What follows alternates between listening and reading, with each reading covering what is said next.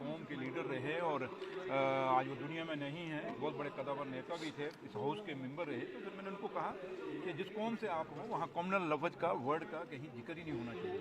तो खैर मेरी बात वो समझ गए कि मैं क्या कह रहा था और उन्होंने अपनी बात को वापस किया और ऑनरेबल स्पीकर साहब ने भी उस वर्ड को जो यूज़ हुआ था उसको एक्सपंज किया, क्योंकि ये जम्मू कश्मीर किसी की एक कौम का नहीं है, किसी एक बरादरी, किसी एक मज़हब का नहीं है।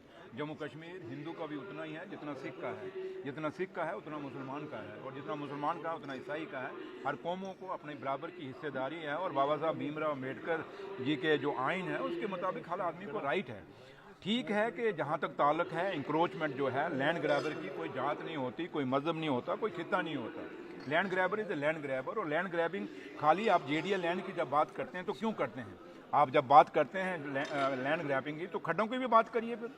तो अगर आप बात करते हैं तो फिर घास चराई की भी करिए, आप सरकारी रकबे की भी बात करिए, आप कस्टोडियन लैंड की भी करिए, आप अकाफ की लैंड का भी करिए। जब बात करते हैं तो एक बात ऐसी भी है कि कोई डिफेंस लैंड भी थी, एक डिफेंस लैंड भी काफ़ी उछली थी, उस डिफेंस जो कब्जा हुई थी उस डिफेंस लैंड की भी बात करिए। तो इसलिए मैंने कहा कि ये हम पर्टिकुलर किसी को नहीं कहेंगे। जो भी लैंड ग्रैबिंग है, जिसने भी कब्जा नाजायज मारा वो गलत है और उसके ऊपर छानबीन होनी चाहिए, इसमें कोई दो राय नहीं है। बुखारी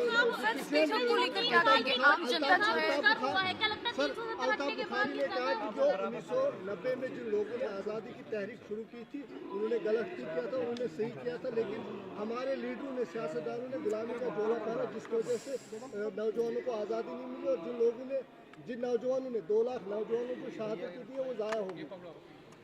अब ये सवाल मैंने तो सुना नहीं, आपने सुना होगा। और अल्ताफ बुखारी साहब अगर कहते हैं पॉलिटिशियनों ने कहा तो वो भी पॉलिटिशियन ही हैं, उनकी भी एक पॉलिटिकल पार्टी है और वो भी ऑनरेबल मिनिस्टर रहे हैं, काफ़ी सारे डिपार्टमेंटों के भी रहे हैं। तो इसलिए जब वो ये बात करते हैं तो मेरे ख्याल वो उंगली अपनी तरफ भी करते हैं, तो इसलिए मैं ज़्यादा उस पर नहीं कहना चाहूँगा। कल आरसपुरा में आप जानते हैं कि जिस तरह से आरसपुरा में 2 पाकिस्तानी नेशनल्स को पकड़ा गया और उसी के साथ एक खौफ गैंग के शख्स को पकड़ा गया, आप जानते हैं कि 2 पुलिस वाले जो हैं वो भी इंजर्ड हुए हैं, जिन्हें जम्मू के मेडिकल कॉलेज में कल लाया गया। उस पर आप क्या कहेंगे? आप क्या कहते हैं?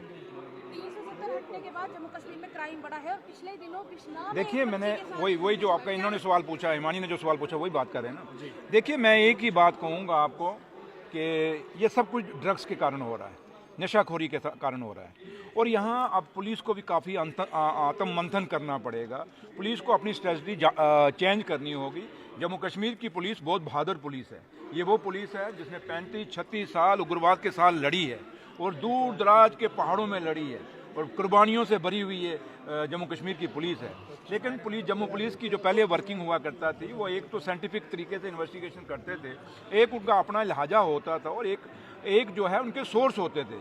और मुझे लगता है कि आज जम्मू कश्मीर पुलिस के जो ऑफिसर अलग अलग जगहों पर लगे हैं उनके सोर्स नहीं है। वो अगर सोर्स हों तो उनको इन्फॉर्मेशन मिले कि कहाँ क्या होने वाला है। अब जो लोग जिन्होंने वहाँ पिस्टल चलाई, वो पिस्टल आई कैसे, कहाँ से आई, किधर से आई, इसका मतलब सोर्स नहीं है। आगे कोई भी अगर चोर भी अगर पुलिस भी चोर पकड़ती थी तो किस पे बुनियाद पे पकड़ती थी?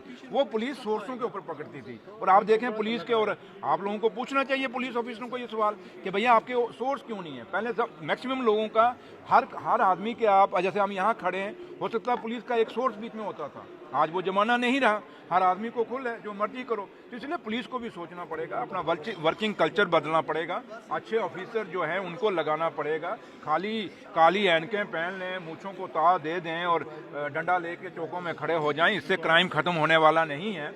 आपको हमने तो बिना मूँछों वाले भी ऑफिसर देखे हैं जिन्होंने क्राइम को ख़त्म किया है। तो इसलिए उम्मीद करते हैं कि पुलिस जो है अपना रोल बदलेगी, अपना वर्क कल्चर बदलेगी। और मुझे लगता है कि जो कल हुआ है, डीजीपी साहब ने इसका कॉग्निजेंस लिया होगा, जो ऑफिसर कंसर्निंग है उन्होंने कॉग्निजेंस लिया होगा और इस पर सख्त से सख्त कार्रवाई होगी, ये उम्मीद हम करते हैं।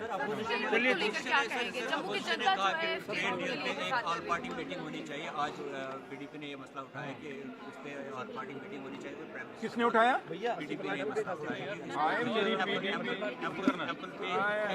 कहाँ से पीडीपी आ गई? पीडीपी बेचारी क्या करेगी? दुखियारी, मजबूर, बेहाल, पीडीपी क्या कहेगी? जहाँ तक ताल्लुक है कि स्टेट का दर्जा है वो मिलना चाहिए। और मेरे ख्याल सुनील शर्मा साहब आए हुए हैं, आसाम से घूम घाम के वापस आए हैं, उनको कहना, डिप्टी सीएम साहब कह रहा था कि जनाब ये स्टेट कब दे रहे हो, वादा उनका था, इलेक्शनों में उन्होंने कैंपेन की हुई है और लोगों ने उन पे यकीन किया हुआ है, भरोसा किया हुआ है। और अब सुनील शर्मा साहब को बोलिए यहाँ तो ज़रूरत ही नहीं है, जब आपकी नोटबंदी हुई थी क्या ऑल पार्टी मीटिंग हुई थी क्या? बड़े बड़े फैसले हिंदुस्तान में हुए कि ऑल पार्टी मीटिंग हुई थी, यहाँ सिंगल पार्टी भी डिसीजन हो जाते हैं। इसलिए सिंगल पार्टी आज की डेट में एलओपी साहब हैं और एलओपी साहब को आप सारों को जाना चाहिए और बोलना चाहिए कि जनाब स्टेट लाओ, क्योंकि प्रेस वाले भी तो दुखी हैं, आप लोगों की भी आवाज़ वो खुल के नहीं आती, क्योंकि अगर थोड़ा सा बोलते हो दूसरे दिन आपको बुला लिया जाता है। तो इसलिए उम्मीद करें आपको नहीं बुलाया होगा, आप खुशकिस्मत हैं, कहीं हैं जिनको बुलाया है, तो इसलिए भाजपा के एमपी हैं सर, चलिए गुलाम अली खटाना साहब यूपी में उत्तर प्रदेश को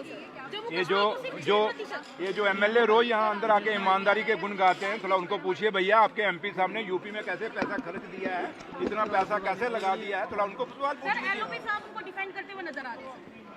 अब एलओपी साहब डिफेंड करते हैं तो क्या किया जाए, मार दिया जाए या छोड़ दिया जाए? अब एलओपी साहब thank you sir, thank you. मौजूदा सरकार ने 1,05,001